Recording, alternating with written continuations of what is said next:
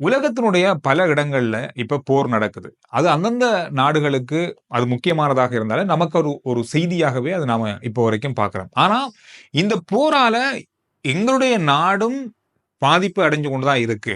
அதுல இன்று நடந்திருக்கிற சம்பவம் மிகப்பெரிய அளவான ஒரு பின்னடைவை இலங்கைக்கு ஏற்படுத்த வாய்ப்புகள் இருக்கு என்று சொல்லி இன்றைய நாள்லேயே முதல் நாள்லேயே எதிர்வு கூறப்பட்டிருக்கு. அது என்ன விஷயம் அப்படின்றத முழுமையா இந்த வீடியோல பார்க்க போறோம். அது மட்டும் இல்லாம இன்றைய நாளுக்கான சுருக்கமான செய்திகளையும் பார்க்க போறோம். ஈரானுக்கும் இஸ்ரேலுக்கும் இடையிலான ஒரு போர் பதட்டம் நேற்று இரவிலிருந்து பெரிய அளவான மாற்றங்களை கொண்டு வந்திருக்கு. உலகத்தினுடைய பல மூலைகள்ல பல இடங்கள்ல இந்த மாற்றத்தை கொண்டு வந்திருக்கு. நாம் அப்படி நினைக்கலாம், ஈரானுக்கும் இஸ்ரேலுக்கும் நடக்கிற இந்த போர்ல ஏன் மற்ற நாடுகள் பாதிக்கப்படும், ஏன் இலங்கை பாதிக்கப்படும், இலங்கைக்கு அப்படி என்ன பெரிய பின்னடைவு ஏற்பட போகுது அப்படின்ற கேள்வி நிறைய பேருக்கு இருக்கும். இதுதான் நாங்க முக்கியமா யோசிக்கக்கூடிய விஷயம். இப்ப உங்களுக்கு தெரியும், காசா இஸ்ரேல் காசா பிரச்சனை அப்படின்றது மிகப்பெரிய அளவுல அந்த நாட்டினுடைய மிகப்பெரிய அளவுல இருக்கு. பட்டினியாலே மக்கள் இறக்கக்கூடிய அளவிலான ஒரு யுத்தம் நடந்து கொண்டிருக்கு. ஆனா அது நமக்கு செய்தியா தான் இருக்கு. ஆனா அந்த மக்களுக்கு தான் தெரியும் அதனுடைய பாதிப்பும் அதனுடைய இழப்பும் என்ன அப்படின்ட்டு. அதே போல உக்ரைன் ரஷ்யா போர் இன்னும் நடந்து கொண்டுதான் இருக்கு. அதுவும் வருஷக்கணக்காக தான் நடந்து கொண்டிருக்கு.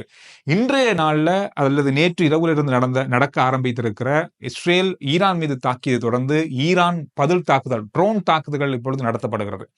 இதனால மத்திய கிழக்கு வான்பரப்பு இப்பொழுது விமானத்தை பறக்கிறதுக்கு தடை விதிக்கப்பட்டிருக்கு, மூடப்பட்டிருக்கு. குறிப்பா இலங்கை, நான் ஏன் இப்ப ஒரு விஷயம் முதல் நாள்லேயே இலங்கையினுடைய பல விமானங்கள் ஐரோப்பியா செல்ற பல விமானங்கள் இடம் மாற்றப்பட்டிருக்கிறது, பாதை மாற்றப்பட்டிருக்கிறது, சில விமானங்கள் ரத்து செய்யப்பட்டிருக்கிறது. இலங்கை மட்டுமல்ல, இந்தியாவினுடைய வான்பரப்பு பறக்கின்ற அல்லது இந்தியாவிலிருந்து ஈராக் மேல பறக்கிற, இஸ்ரேல் மீது பறக்கிற அல்லது மத்திய கிழக்கு ஐரோப்பிய நாடுகளுக்கு பறக்கிற விமானங்கள் பாதிக்கப்பட்டிருக்கு. இந்த மாதிரி உலகத்தினுடைய பல விமான சேவைகள் இந்த ஈரான் இஸ்ரேல் பிரச்சனையால பாதிக்கப்பட்டிருக்கு. அது மட்டும் இல்லாம இன்றைய நாள்ல இதுதான் மிக முக்கியமான விஷயமே, எரிபொருள் எண்ணெய் விலையில 12% ஒரு நாள்லயே 12% கூடியிருக்கு.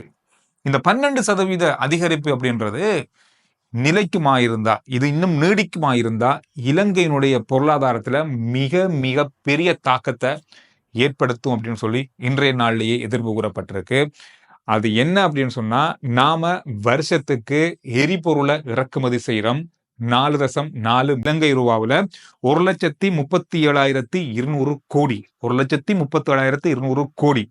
இன்றைக்கு அதிகரிச்சிருக்கிற 12% இந்த வருஷத்துக்கு நாம சேர்த்து கொண்டோம்னு சொன்னா 5 மில்லியன் அமெரிக்க டாலர்கள் அதிகமா இதுல சேர்க்கப்படும். அதாவது அந்த 12% அதிகரிப்பால அப்படி பார்த்தோம்னு சொன்னா 15,200 கோடி இன்றைய நாள்லயே இலங்கையினுடைய எண்ணெய் வாங்குற பெறுமதியில அதிகரிச்சிருக்கு ஒரு வருஷத்துக்கான. இன்னும் 5 வீதம், இன்னும் 15, 16, 20 வீதம் ஒன்று அதிகரிக்குமா இருந்தா, இந்த போர் நிலைமை பதட்டம் அடைந்து இன்னும் தீவிரம் அடையுமா இருந்தா, ரெண்டு பேருமே இந்த இஸ்ரேல், காசா, உக்ரைன், ரஷ்யா மாதிரி தொடர்ச்சியா வருஷக்கணக்கா இந்த போர் நடக்குமா இருந்தா, எண்ணெய் விலையினுடைய பாதிப்பு அப்படின்றது ஏற்றம்ன்றது பெரிய அளவுல இருக்கும். இலங்கை இந்த எண்ணெயை வாங்குறதுக்கே அதிகளவான காசை வருஷம் செலவழிக்க வேண்டியிருக்கும். இதனால இலங்கையினுடைய கையிருப்பு அப்படின்றது மிகப்பெரிய அளவுல குறைய வாய்ப்பு இருக்கு அப்படின்னு சொல்லி இப்பவே எதிர்ப்பு கூறப்படுது. இதோட இது முடிஞ்சிடா சரி, இல்லைண்டா இது பெரிய பாதிப்பை ஏற்படுத்தும். இந்த இறக்குமதியில மட்டுமல்ல, இதனால மத்திய கிழக்கு நாடுகள் பல இதில் இணைந்து கொள்ள வாய்ப்பு இருக்கு இந்த போரின் மூலமாக. இதனால இலங்கையினுடைய மத்திய கிழக்கு சுற்றுலா துறை பாதிக்கப்படும், சுற்றுலா பயணிகள் வரக்கூடிய எண்ணிக்கை குறைய வாய்ப்பு இருக்கு.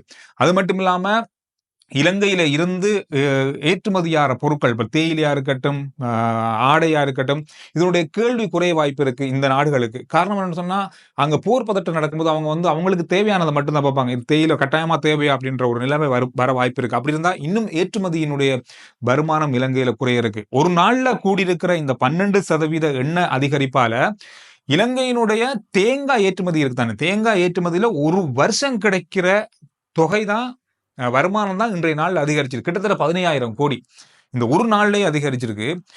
இந்த விஷயமானது ஒரு பெரிய அளவா பார்க்கப்படுகிற விஷயமாக மாறி இருக்கு. இதோட இலங்கையில என்ன பெரிய அளவு பாதிப்பு ஏற்படுத்தும் தனிப்பட்ட முறையில் நமக்கு அப்படின்னு சொல்லி பார்த்தா, எண்ணெய் விலை அதிகரிக்க வாய்ப்பு இருக்கு, போக்குவரத்து கட்டணம் அதிகரிக்கும், உணவுப் பொருட்களுடைய விலைகள் அதிகரிக்கும், எரிபொருளால இயங்கக்கூடிய பல விஷயங்களே, மின்சார கட்டணம் கூட மீண்டும் அதிகரிக்க வாய்ப்புகள் இருக்கு அப்படின்னு சொல்லி எதிர்ப்பு கூறப்படுது.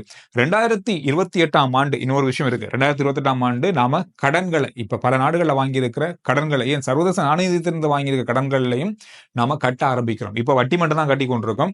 இந்த கடன்களை கட்ட வேண்டி இருக்கிறது. 2027 இலங்கையினுடைய கையிருப்பு அப்படின்றது 13 பில்லியன் அமெரிக்க டாலர்களாக இருக்கணும் அப்படின்னு சொல்லி ஒரு கட்டம் இருக்குது. அப்படி இருந்தா தான் நம்ம முன்னேறி இருக்கிறோம்ன்றதுக்கான அர்த்தம். ஆனா இந்த மாதிரியான போர் பதட்டங்கள் மத்திய கிழக்கு நாடுகள்ல நடந்தால், இந்த மாதிரியான விஷயங்கள் இருந்தால் இலங்கையுடைய கையிருப்பு அந்த அளவுக்கு கொண்டு வரதுக்கான வாய்ப்புகள் மிக மிக குறைவுன்னு சொல்லப்படுது. இப்ப இருக்கிற கையிருப்பு உங்களுக்கு எல்லாருக்குமே தெரியும். கடந்த வாரம் வெளியான பட்டியல் அடிப்படையில் 4.4 பில்லியன் அமெரிக்க டாலர்கள். இலங்கை ரூபாயில பார்த்தோம்னு சொன்னா 1,34,000 கோடி. ஆனா 13 பில்லியனை நாங்க கணக்கு பார்த்தோம்னா இலங்கை ரூபாவில் 3,96,000 கோடி. இவ்வளவு பெரிய தொகைன்னு பாருங்க. கிட்டத்தட்ட 3 மடங்கு அதிகரிக்கணும். நாங்க அந்த அளவுக்கு பெரிய அளவான தொகை அதிகரிக்க வேண்டி இருக்கிறது இந்த 5 வருஷத்துல. இந்த மாதிரியான போர் பதட்டங்கள், இந்த மாதிரியான பல விஷயங்கள் உலகத்துல நடக்கும்போது இலங்கை அது நேரடியாக பாதிக்கப்படும். காரணம், நாம நிறைய பொருட்களை இறக்குமதி செய்யறோம். இதனால பெரிய அளவான பணம் வெளியில போக வேண்டியிருக்கு. இதனால பலதரப்பட்ட பொருளாதார பிரச்சனைகளை நாம எதிர்நோக்க வேண்டி வரும் அப்படின்னு சொல்லப்படுது. நாம மட்டுமில்ல, உலக நாடுகளே எதிர்நோக்க வேண்டி வரும். அதுல இலங்கையும் மிக முக்கியமான நாடாக இருக்கும் அப்படின்னு சொல்லி இன்றைய நாளிலேயே எதிர்ப்பு கூறியிருக்காங்க. நேற்றைய நாள்ல இருந்து உலகம் முழுவதும் இன்றைக்கு வரைக்கும், இந்த நிமிஷம் வரைக்கும் பேசுற விஷயம் தான் ஏர் இந்தியா விமானத்தினுடைய விபத்து. இந்த விபத்துல ஒரே ஒருத்தரை தவிர மற்ற எல்லாருமே உயிரிழந்திருந்தாங்க. 241 பேர், 242 பேர்ல அவர் ஏதோ ஒரு வகையில உயிர் தப்பியிருந்தாரு. அவருடைய வாக்குமூலம், அவர் சொன்ன விஷயங்கள் எல்லாமே இன்றைய நாள்ல சர்வதேச ஊடகங்கள்லையும் இந்திய ஊடகங்கள்லையும் இலங்கை ஊடகங்கள்லையும் நாங்க பார்த்தோம். அதோட இன்னொரு பெண் 10 நிமிடம் விமானத்தை அந்த அந்த அந்த இடத்துக்கு வாரத்துக்கு பிந்தியதால அந்த பெண்ணும் உயிர் தப்பி இருந்தாங்கன்னா சொல்லலாம். எனவே 2 பேர் இந்த விமானத்துல உயிர் தப்பியிருக்காங்க. போன ஒருவரும் போகாம தவிர்க்கப்பட்ட ஒருவரும். இதோட சேர்த்து இன்னும் பல விஷயங்கள் இதுல பேசப்படுது. கருப்பு பட்டி இந்த நாள்ல கண்டுபிடிக்கப்பட்டதாக சொல்லப்பட்டிருக்கு. இதுல இருந்து என்ன விஷயம், என்னிருந்து இந்த விபத்து ஏற்பட்டது அப்படின்ற முழு விவரங்கள் வெளிவரலாம் சொல்லி எதிர்பார்க்கப்படுது. இந்திய பிரதமர் நரேந்திர மோடி அவர்கள் இன்ற நாள்ல நேரடியாக அகமதாபாத் விமான விபத்து இடம்பெற்ற இடத்திற்கு சென்று பார்வையிட்டிருந்தார். இது தொடர்பான பலதரப்பட்ட அடுத்த கட்ட நடவடிக்கைகள் பற்றியும் அறிவிக்கப்பட்டிருப்பதாக சொல்லப்பட்டிருக்கு. இந்த விமான விபத்து, இந்த விமானத்துல போனவங்க, அவங்களுடைய ஒவ்வொருத்தருடைய சொந்த கதைகள், அவங்களுடைய எதிர்காலம், இந்த மாதிரியான பல விஷயங்கள் பேசப்படுது. ஒவ்வொரு விஷயங்களும் பேசப்படுது. பார்க்கறதுக்கு சமூக வலைத்தளங்களையும் செய்தி ஊடகங்களையும் பார்க்கும்போது மிகப்பெரிய அளவிலான வருத்தத்துக்குரிய விஷயமாகவே பார்க்கப்படுது. அது மட்டும் இல்லாம இதுவரைக்கும் உலகத்துல நடந்த மிக கொடுமையான, கடூரமான ஒரு விமான விபத்து அப்படின்னா இதுதான் அப்படின்னு சொல்லப்படுற அளவுக்கான ஒரு விபத்தாக இந்த விபத்து நடந்து முடிந்திருக்கிறது. எனவே இனிமேலும் இந்த மாதிரி நடக்கக்கூடாது அப்படின்றதுல இந்த விமான நிலையங்கள், விமான நிறுவனங்கள் கவனமாக இருக்கணும் அப்படின்ற அழுத்தங்கள் இப்பொழுது பிரயோகிக்கப்படுகிறது. காரணம், மிக மிக முக்கியமான ஒரு பயணம். இந்த பயணம் மிகவும் இதுல ஆபத்தும் இருக்கு. இதுதான் உலகத்திலேயே மிக இலகுவான பயணம் அப்படின்னு சொல்லியும் சொல்லப்படுகின்ற ஒரு பயணம். ரெண்டுமே இருக்குதுல. எனவே இது மிக வருங்காலத்துல சரியான தொழில்நுட்பங்கள் பயன்படுத்தப்படணும்.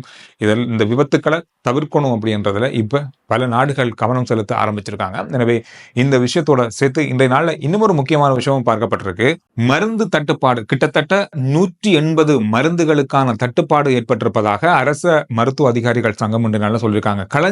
மத்திய களஞ்சியத்திலே இல்ல இந்த மருந்துகள். 50க்கும் அதிகமான மருந்துகள் மிக மிக அன்றாடம் பாவிக்கின்ற மருந்துகள். எனவே அந்த மருந்தே தட்டுப்பாட்டுல இருக்கு. இது வர நாட்கள்ல இவ்வாறான தட்டுப்பாடு இருக்கும் பட்சத்தில் பெரிய அளவு நெருக்கடி மருத்துவத்துல ஏற்படும் அப்படின்னு மாதிரி எச்சரிக்கப்பட்டிருக்கு. இதற்கான இறக்குமதிக்கான காலம் எப்படி இருக்க போகுதுன்னு தெரியல. ஆனா 180க்கும் அதிகமான முக்கியமான மருந்துகள் தட்டுப்பாடாக இருக்குன்னு சொல்லியிருக்காங்க. அதோட கவனமா இருங்க. கோவிட் மிகப்பெரிய அளவுல இலங்கையிலேயும் இருக்கதான் செய்து. உயிரிழப்புகளும் நேற்று நாள் நடந்திருக்கு. 2 உயிரிழப்பு இருந்தாக நான் செய்தியில பார்த்தேன். அது மட்டும் இல்லாம டெங்கு, இன்ஃபுளுன்சா, இந்த மாதிரி பல காய்ச்சல்கள், தொற்று நோய்கள் இருக்கு. அதோட காலநிலையிலேயும் வருகின்ற நாட்கள்ல பாரிய மாற்றம் ஏற்படும். காத்து, மழை, 100 மில்லிமீட்டருக்கும் அதிகமான மழை நாட்டின் பல பிரதேசங்கள்ல பதிவாகும் சொல்லப்பட்டிருக்கு. கடலுக்கு போறவங்க மிக எச்சரிக்கையா இருக்கணும் அப்படின்ற மாதிரியும் இன்றைய நாள்லையும் சொல்லப்பட்டிருக்கு. இந்த விஷயங்கள் தான் இன்றைய நாள்ல பார்க்கப்பட்ட மிக மிக முக்கியமான செய்திகள்.